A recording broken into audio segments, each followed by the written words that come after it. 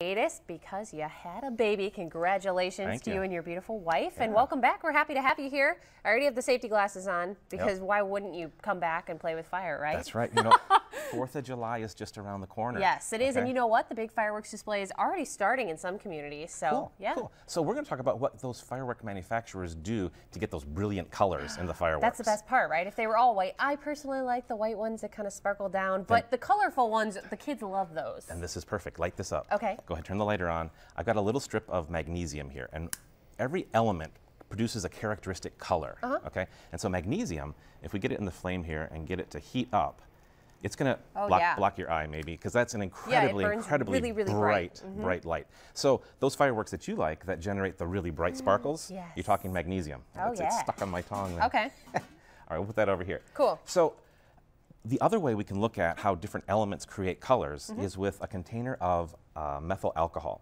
Now this stuff burns with a nearly invisible flame.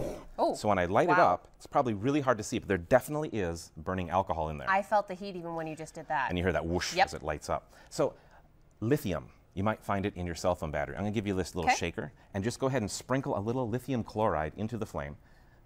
Dump a lot in. Yeah, there we go. Perfect. Perfect. Pinkish red? Like a hot pink, right? Sodium, that you might find in table salt, give you a nice sort of orangish color. Kind of orange, yep, that looks like an actual flame, sure. Potassium, I'll give you some potassium, stuff that you might find in a banana. A little bit of a, kind of like a bluish purple? Lavender maybe? Yeah. Now one of my favorites though is strontium. It's the stuff you find in road flares, which gives you a really nice deep red color. Ooh, yeah. All right, and then finally, copper. This is many other people's favorite. Go ahead and give that a toss in there.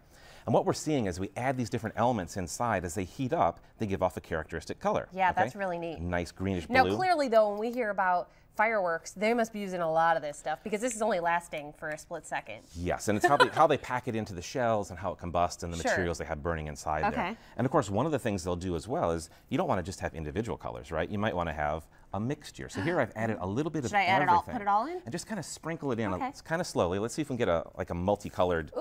Oh, there we go. Yeah, kind of looks tie-dye. Okay. And of course, everything is always better with sparkles as well. So if we add that's what I like. That's my favorite. Iron particles, you get those golden sort of. Oh, that was nice. Really nice.